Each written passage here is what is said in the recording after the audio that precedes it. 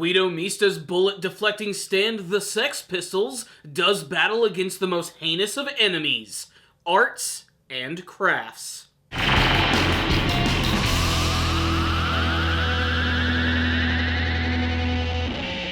I said it in my last review of Golden Wind, I'll say it again right here. So far, Guido Mista is without a doubt my favorite character from Golden Wind, and it was all solidified at the very end of this episode when he was battling against a stand user by the name of Sail and his stand, which goes by the name of Kraft Work. If you're watching the Crunchyroll subtitled version, they're going to call it Arts and Crafts, which is pretty fucking lame. What is not lame, however, is this episode. It absolutely worked on every single level, and very similar to the one that involved Leone Abbacchio, they kind of do the same thing here, where they focus on this character, giving us some glimpses into their backstory, and seeing why they're so important in Bruno Bucciarati's gang. And Guido Mista is more than just a guy who knows how to use a gun. There's a lot more to this character than meets the eye, despite the fact that he comes across as a very simple individual. In fact, that's actually all tied to his backstory, which unfortunately doesn't really have much of a resolution, basically just letting us know that in the past,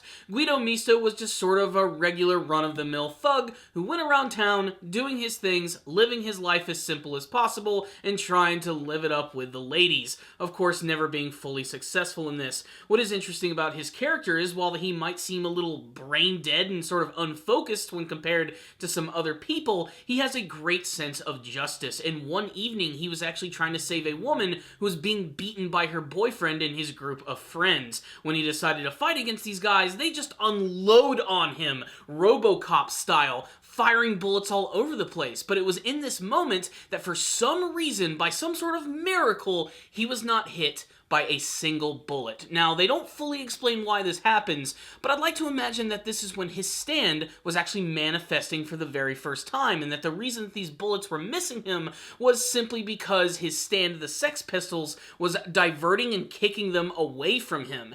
If that's the case, that's pretty freaking awesome. Either that or it's some sort of weird, crazy metaphor. The point is, we get to go into this guy's backstory a little bit, and that's really all you get to know. He's a simple character with a simple mind, but sometimes that can be a dangerous thing. And that leads us to the next half of the episode, which is a breakneck chase at the top of this giant Italian mountain as he is battling against Sail and his stand, the Kraft Work. Kraft Work might not be the most physically powerful stand that we've seen in the series, but it has a really unique ability. It can actually affix people to certain objects. So what's actually going on here is that they're on this truck which is going up a mountain, and he's actually used his stand ability on the truck. So the driver is no choice but to stay in the truck. His body is physically connected to this object, and the only way to get out is if the stand user actually decides to release his stand, or if he outright gets killed. This also means that Guido Mista is stuck to this truck as well, and it leads to a great scene of him repeatedly firing bullets at this guy, which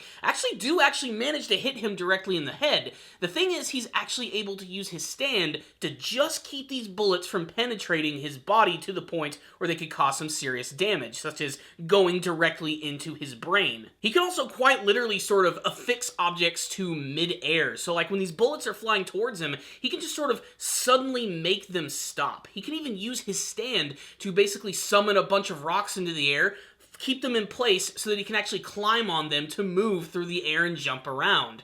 It's really unique and honestly unlike anything that I've seen from any other anime series. Another unique ability of the Kraft Work is that it's actually able to use kinetic force. What this means basically is if Mista fires a bullet at him, he can stop it in midair in one place, and then he can redirect the bullet back at his opponents by lightly tapping on the object, building up the force of impact, basically being able to take a weapon or sort of any other object and use it as a weapon against his foes. If anybody's ever played The Legend of Zelda Breath of the Wild, you know exactly what I'm talking about. But we have got to talk about that final scene. Guido Mista is a character who's not going to be killed off that early on in the series, and this was sort of a triumphant moment to see how resourceful he is and how he can actually utilize his stand Sex Pistols in a number of really crazy and insane ways. So it comes down to Guido Mista basically having one bullet left. It's his final opportunity in order to take this guy down, and his plan is that he's actually going to try and shoot Sail in the mouth, because supposedly his stand is not going to be able to work inside of his body, but this actually ends up backfiring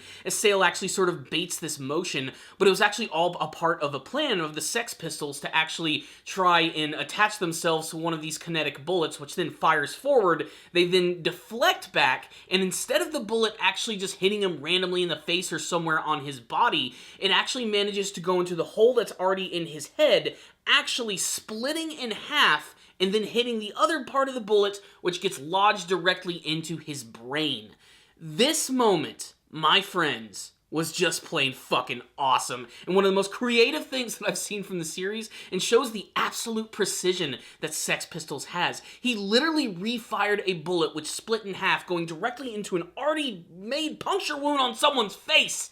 That is crazy, and it shows how incredibly precise Sex Pistols is. It's amazing that Guido Mista even manages to miss anybody with the power of his stand, but again, it's all relegated to the bullets that he's using, and if he even has the ability to use his Sex Pistol to deflect something. Luckily for him, he was able to use Sail's own stand against him. This moment was a great moment for Mista, and like I said, sort of solidified my love for that character.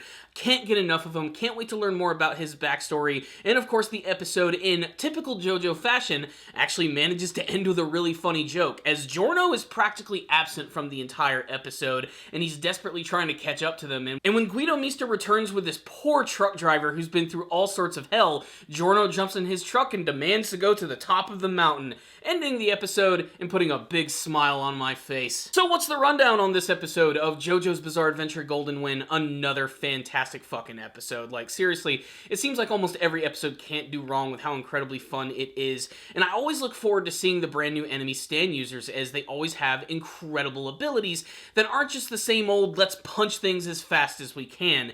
The enemy stand users in the series always end up being the highlight, because you always find yourself wondering, how do their powers work? And then when you actually figure it out, you're still not quite sure how they're actually going to be able to defeat them, and they always end up taking them out in a unique way, but there was no way in my mind that I was going to be able to predict that Mista was going to take one of his bullets, which was already frozen by this guy, taking it back and kicking it back where it would split in half, going into this guy's head, and basically pushing that other bullet directly into his brain.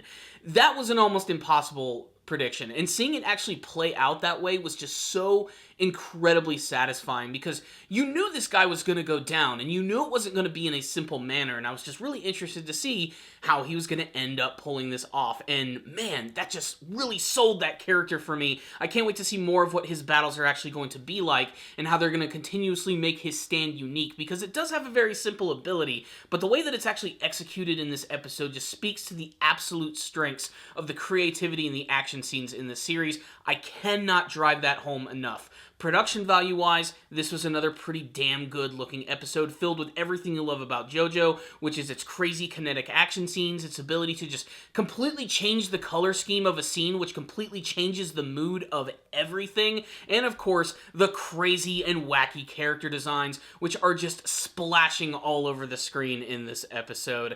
It also manages to still have a pretty good sense of humor with everything, while still not shying away from some of the crazy over-the-top violence. The actual stand of the Sex Pistols themselves, again, I love them because they have a lot of personality, especially the weird pseudo-rivalry between numbers 5 and 3.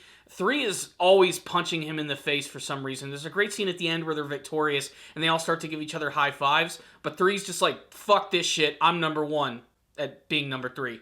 As for Mista's backstory, I think we're going to get more of it in the future, and I kind of hope we do, as I'd like to learn why this event was so important. Like I said, I'm guessing it's the manifestation of his stand. It was a great sort of like peek into seeing how that happened, but I'd like to learn more. But I have a feeling they basically just want to introduce us to the main cast first. We still have 2 other members who I'm sure are going to have episodes devoted to them, and I can't wait to see what that's all going to be about. So far, the ride through Golden Wind has been amazing, and that's why I'm going to give this episode a 5 out of 5. But you heard my thoughts about this one. I clearly loved it, but what about you guys? Did you watch this episode of Golden Wind? Tell me what you thought about it in the comment section below, and what you hope to see from the rest of JoJo's Bizarre Adventure Golden Wind. I'll see you all next time, and as always, stay down there, baby.